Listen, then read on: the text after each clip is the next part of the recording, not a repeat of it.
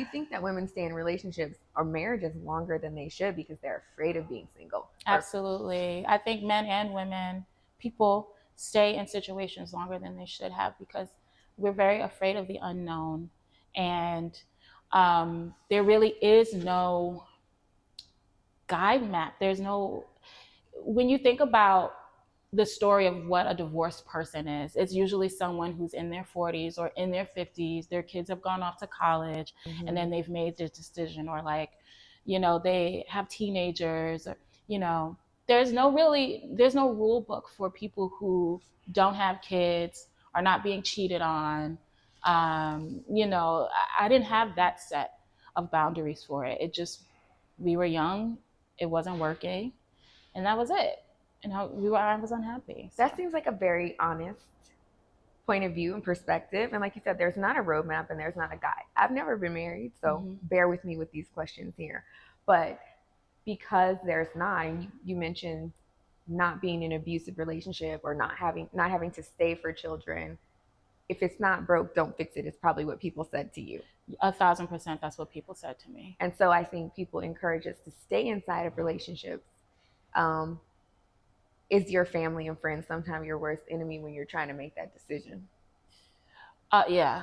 Well, I wouldn't say your worst enemy. It was a lot of questions. Okay. It was a lot of questions around why. And I honestly did not have solid answers for it. I ride off vibes. I knew it didn't feel right. I knew how I was feeling every day when I woke up, Right. and I was unsettled. My spirit was unsettled. And sometimes I think there's a sacrifice that is like assumed that we're supposed to make. Like our own happiness is not enough. Correct. And so you operated in that way. Like I'm finding my happiness. Correct. So what was the moment where you decided, I'm not getting ready to stick in this, I'm done? I don't know if there was like a defining moment that I can talk about out loud. But it was just a set of circumstances where I was just starting to realize like we were in silos. Like we were living together, but we were very much apart. And it just felt more like roommates by the end of it than partners. And so.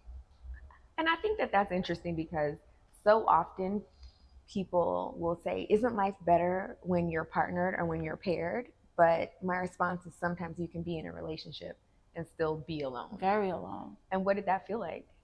It was very isolating. I had also moved across the river to be in this relationship. And so like I hadn't been seeing my friends.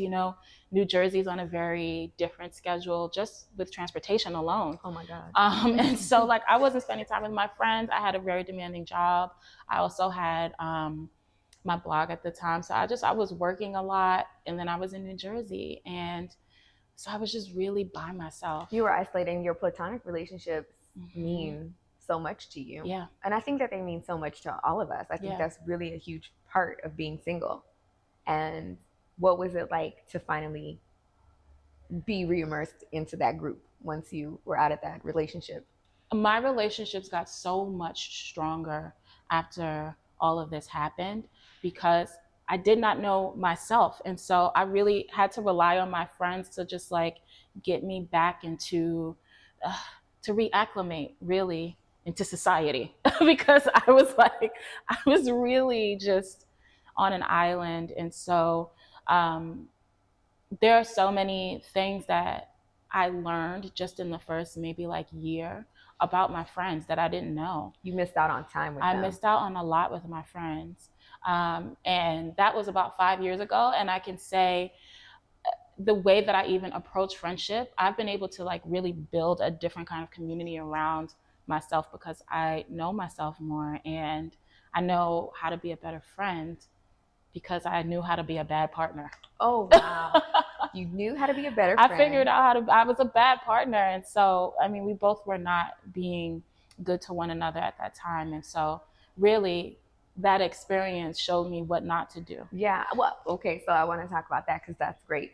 So many times we want to blame the other person and the other party.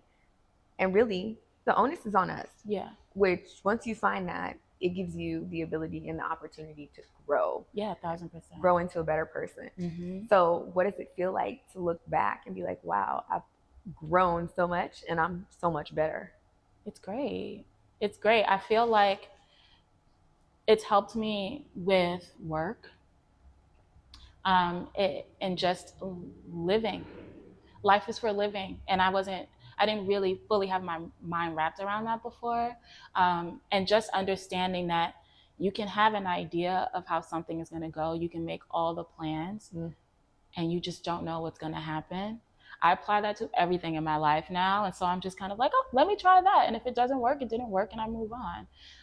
And so it's been so much better. I'm a completely different person than I was 2 years ago, 5 years ago, 6 months ago.